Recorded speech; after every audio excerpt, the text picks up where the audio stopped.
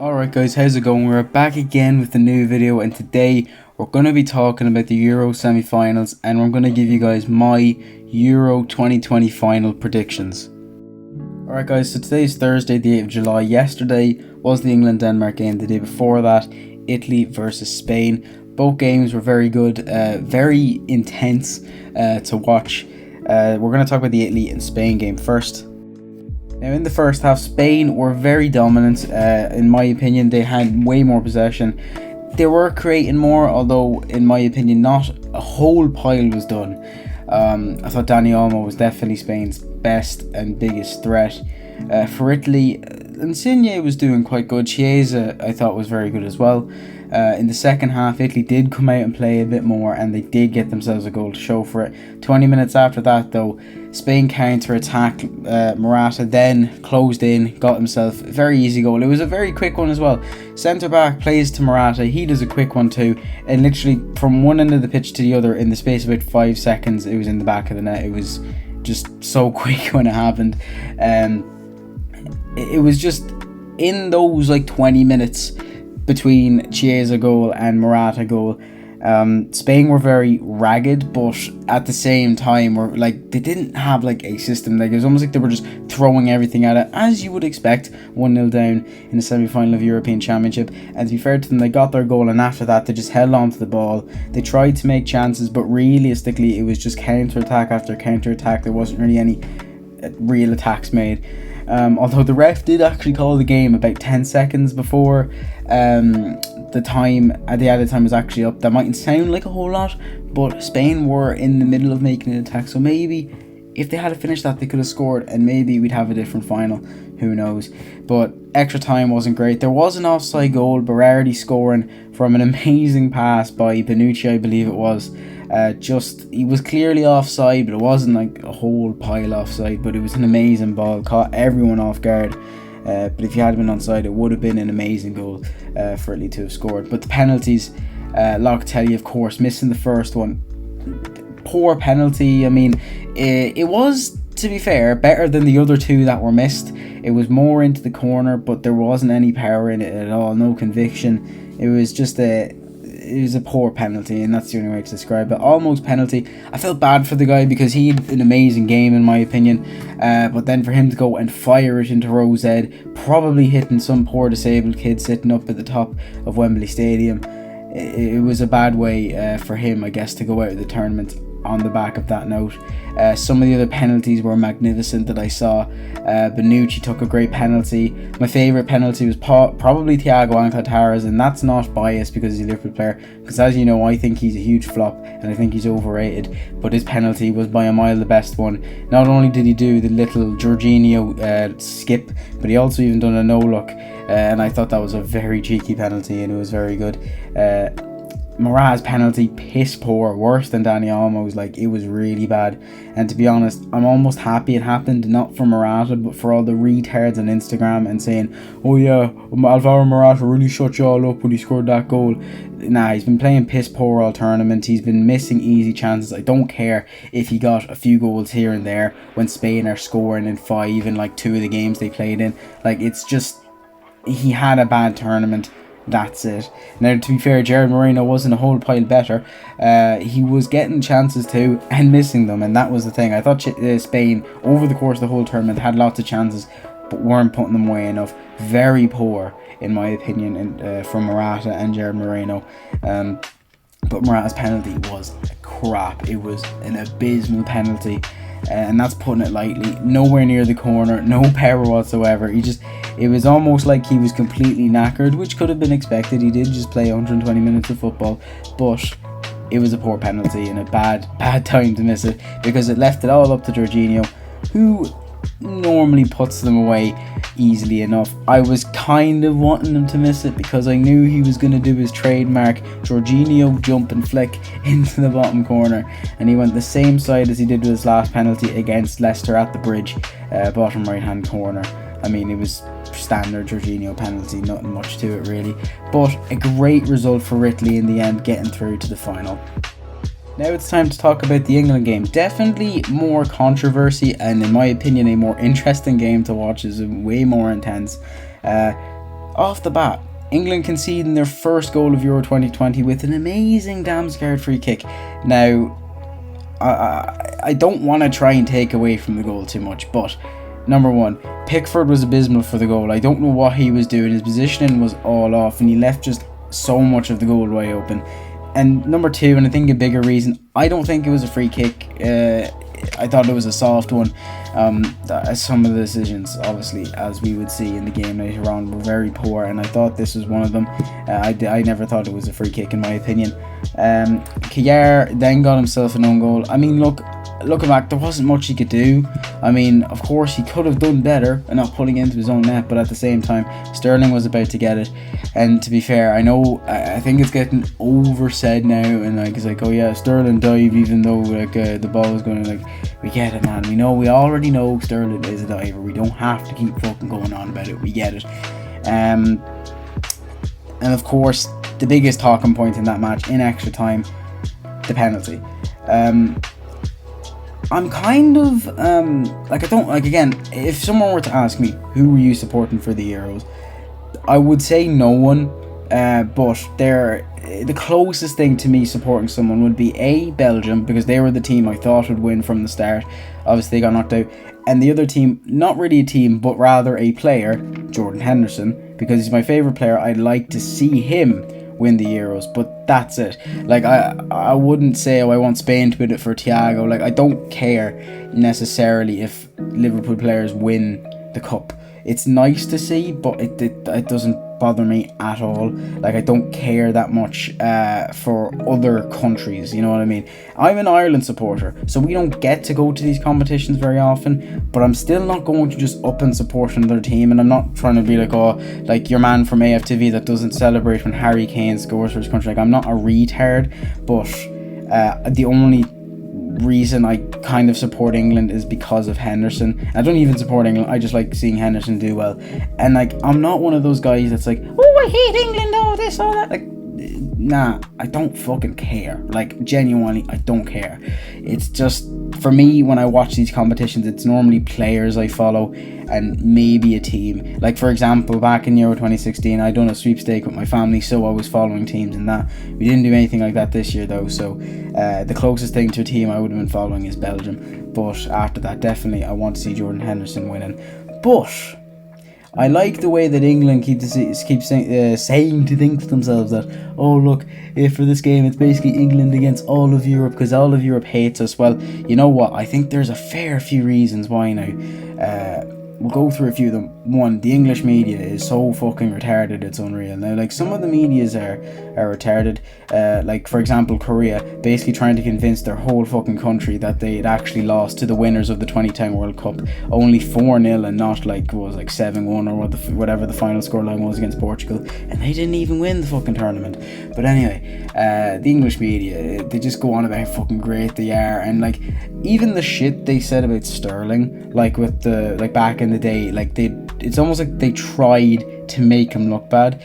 And I'm not a huge fan of Sterling. Like, ever since he snaked Liverpool for City for more money, that for me, he went down as not as a bad player or a bad guy. Like, I mean, I know he's a nice guy and he's good intentions. Like, I totally respect what he does for the game, especially in terms against racism and stuff, but like, just morally at that standpoint, I don't like him. But to be fair, that wasn't an earlier stage in his career as a younger guy.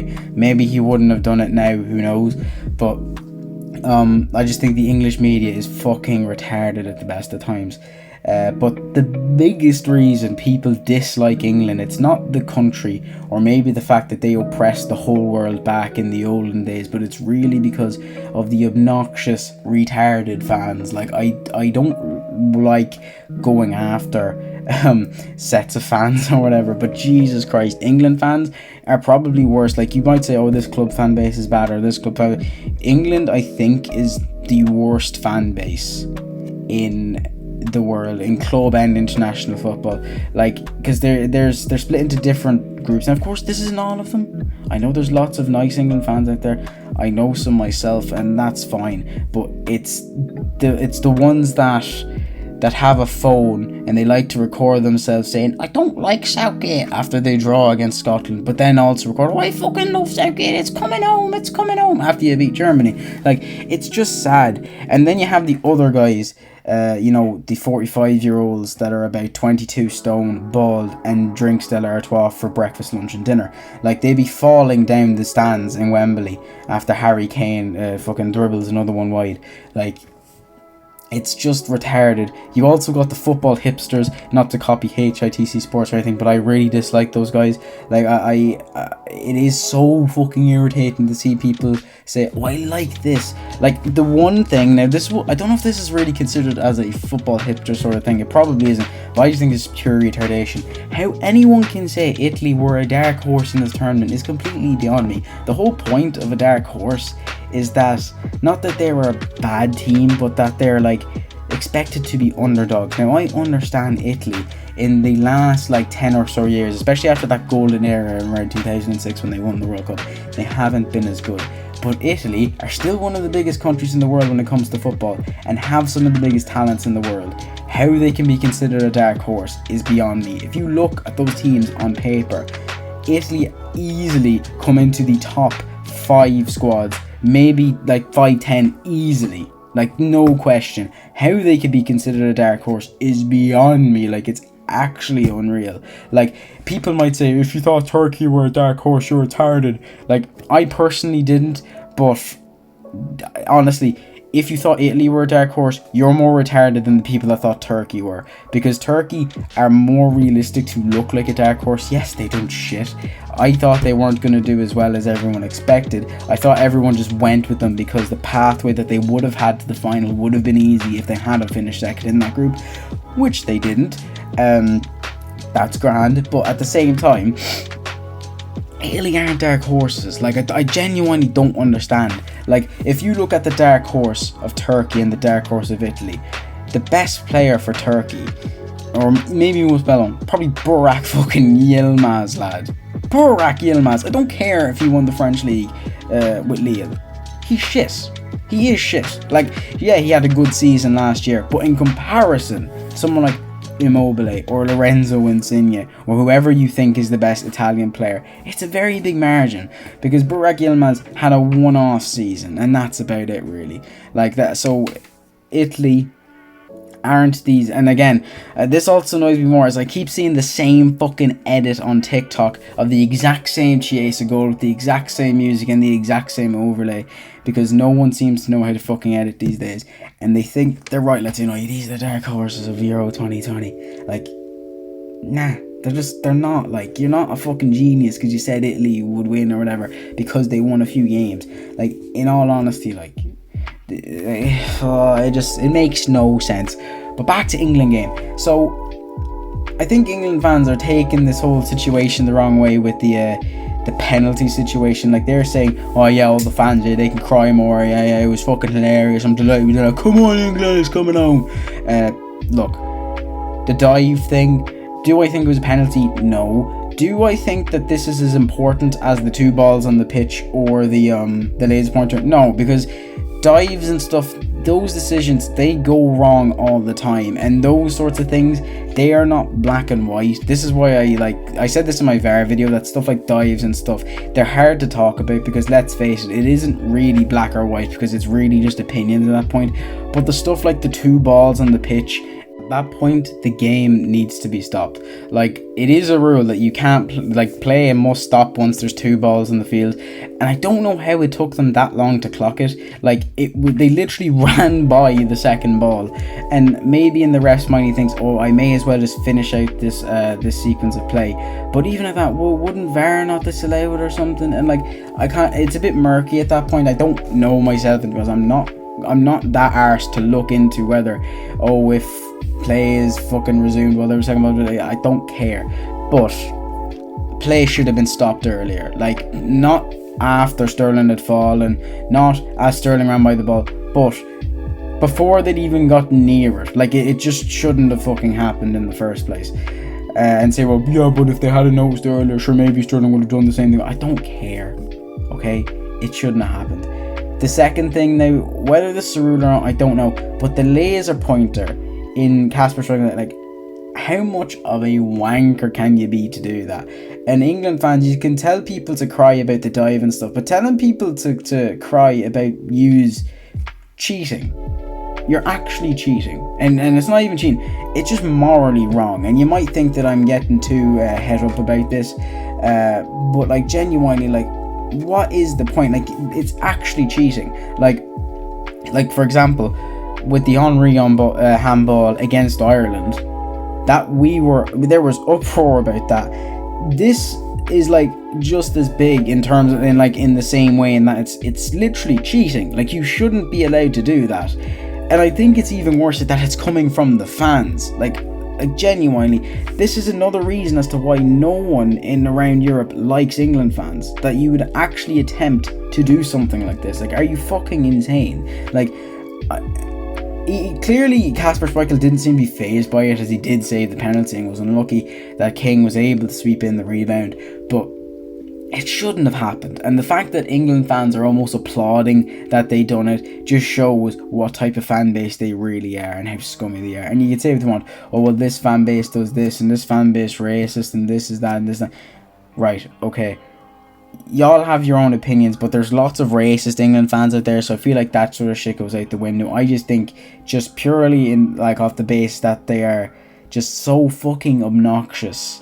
It just, like, they're so dislikable. And again, it's not all of them. It's just the amount of times I've had to listen to It's Coming Home, and like all the shite about, oh, play this guy. And even Mark Ober saying, I don't want to win if we don't play this way. If we don't do it my way, I ain't gonna watch it. Like, just stop. Like, genuinely, like, it's just so retarded. It's just really fucking retarded. And the fans, for me, are the reason why people dislike England so much. It's not an agenda against English players, even though two of your biggest players are snakes. It's really just your fans are just so fucking obnoxious. And there is bad fans in every fan base, you just gotta look for them. And to be fair to England, they probably have one of the biggest fan bases, even like outside of their own country. And I know what you're saying, like, oh, well, most people support their own country. And yes, they do, but there are people out there that do support other countries. And the reason for that is because maybe their own country is shit at football, for example, like Ireland.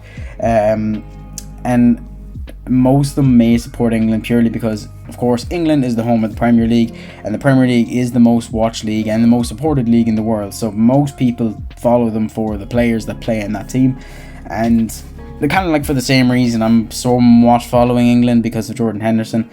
But we can forget about all that. Let's talk about the final.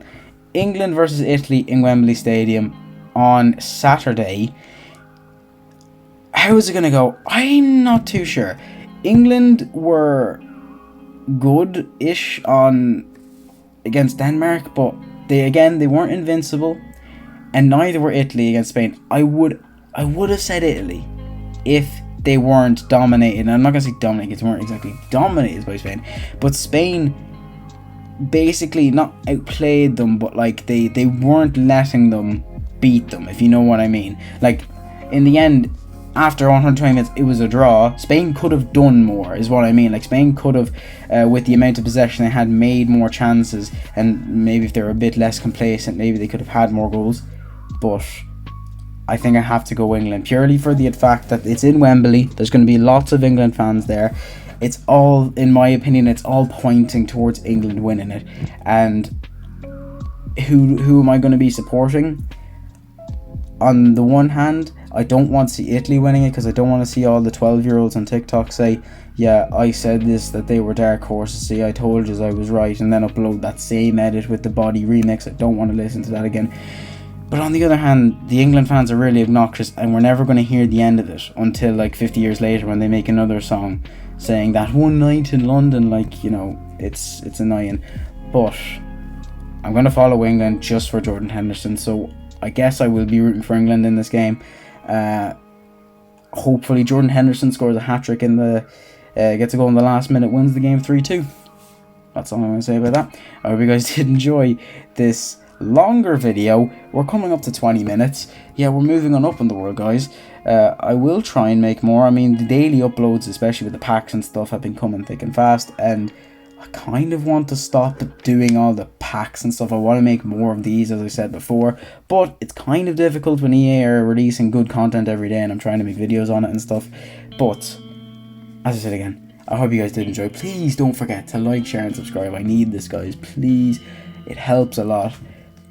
And I will see you all next time. We'll probably do a video after the Euro final, probably talking about it.